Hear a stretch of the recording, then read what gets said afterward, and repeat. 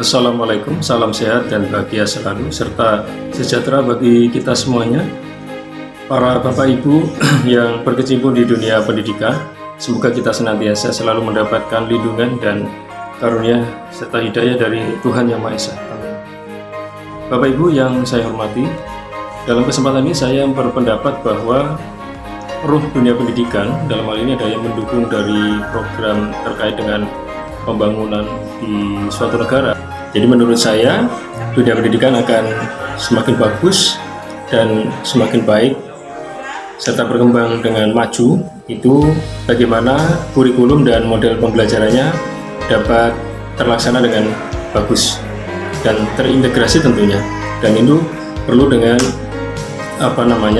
upaya yang sangat kuat sekali baik dari pemerintah maupun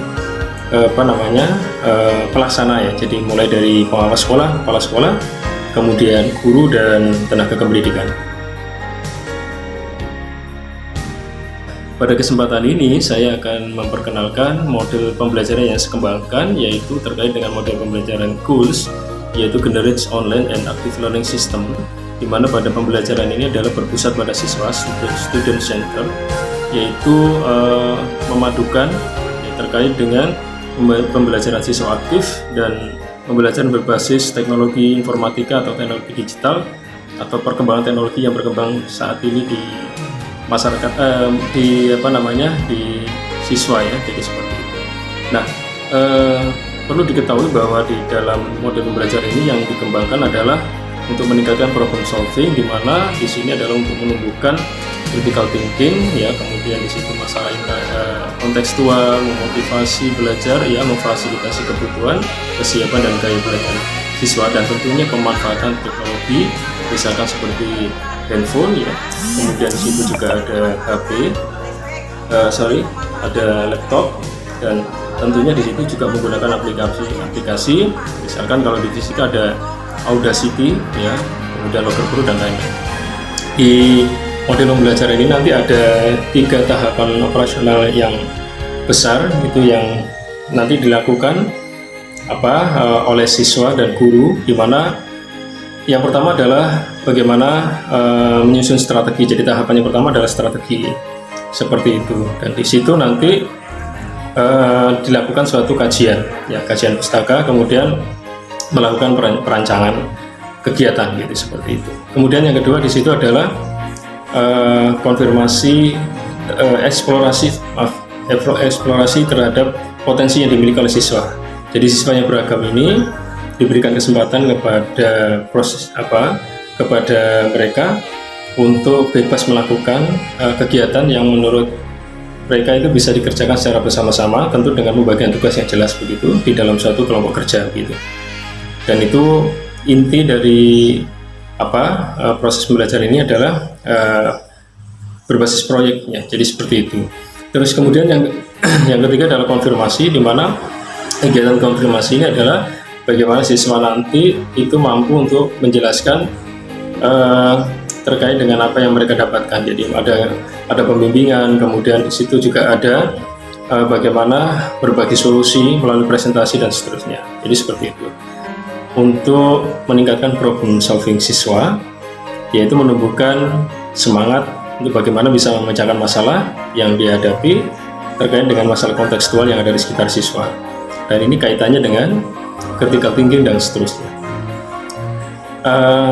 Juga di pembelajaran ini adalah bagaimana bisa memotivasi belajar siswa dan memberikan kebebasan kepada siswa untuk melakukan sesuatu hal terkait dengan apa yang mereka pikirkan, kemudian apa yang mereka rencanakan, dan kemudian apa yang mereka lakukan di dalam proses pembelajaran. Jadi di sini nanti ada proses pembelajaran untuk memecahkan suatu permasalahan yang berbasis proyek gitu.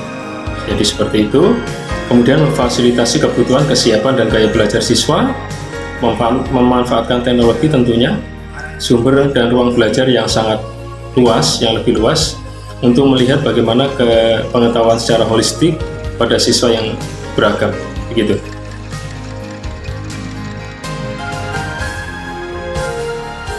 Assalamualaikum warahmatullahi wabarakatuh. Saya Ninda Cynthia, guru pengampu mata pelajaran IPA. Menurut pendapat saya, penerapan metode goals di kelas sangat membantu siswa menjadi lebih aktif, kritis, dan juga kreatif. Siswa tidak hanya belajar materi saja, tetapi mereka juga belajar mengeksplorasi berbagai alternatif pilihan solusi, menyusun strategi untuk memecahkan masalah, serta mengevaluasi hasilnya baik secara mandiri maupun secara kelompok. Jadi suasana di kelas menjadi lebih hidup, lebih aktif, dan juga lebih menyenangkan.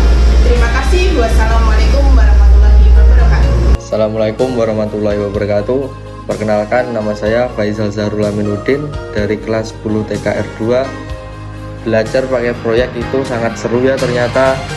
Aku dan teman-teman bikin prototipe energi terbarukan PLTB. Ini dia fotonya. Dengan ini kami dapat belajar langsung dari riset dan berdiskusi. Kami juga belajar cara kerja tim, menghargai pendapat, menyusun ide-ide secara bersama-sama, dan mencari solusi bersama semisal ada masalah yang muncul.